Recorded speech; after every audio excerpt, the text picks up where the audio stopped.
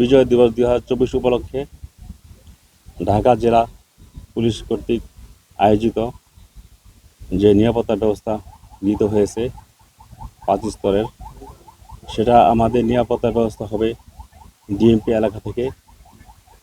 ডিএমপিও তাদের নিরাপত্তা ব্যবস্থা গ্রহণ করেছেন।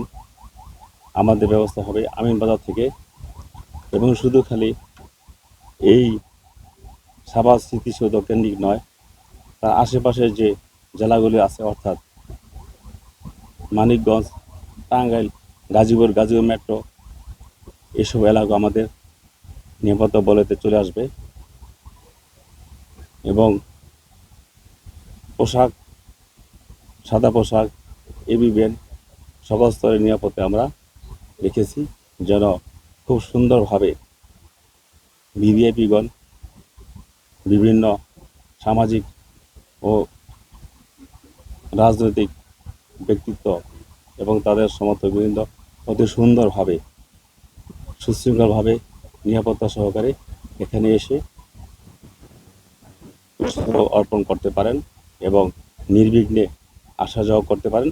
সেজন্য আমাদের সমস্ত প্রস্তুতি সম্পন্ন হয়েছে। সেটা দেখার জন্য আমাদের এই অফিসারবৃন্দ সহ আজকে আমরা এই এলাকা পর্যবেক্ষণ করলাম।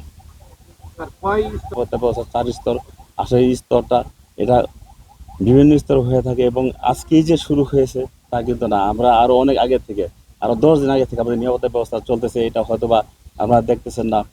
আমরা সাদা পোশাকে নিরাপত্তা ব্যবস্থা, বিভিন্ন নিরাপত্তা আমরা দিয়ে আসতেছি, এবং এটা চলবে শুধু কালকে সকাল পর্যন্ত, কালকে সারাদিন চলবে, শেষ হওয়া অবধি এই ব্যবস্থা চলমান থাকবে, অব্যাহত থাকবে।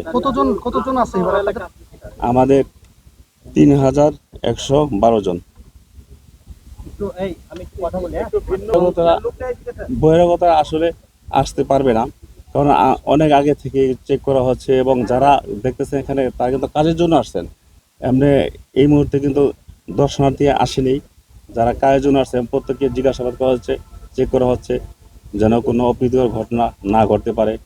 এগুলি আমাদের অনেক আগে থেকে জোরদার আছে, এবং এখন পুরো ফুল ফেজে আমাদের নিরাপত্তা ব্যবস্থা কোনো থ্রেট নেই, কারণ সারা বাংলাদেশের সমস্ত লোকজন, সমস্ত জনগণ এই অত্যন্ত আনন্দঘন পরিবেশে এই মহান বিজয় উদযাপন করবেন।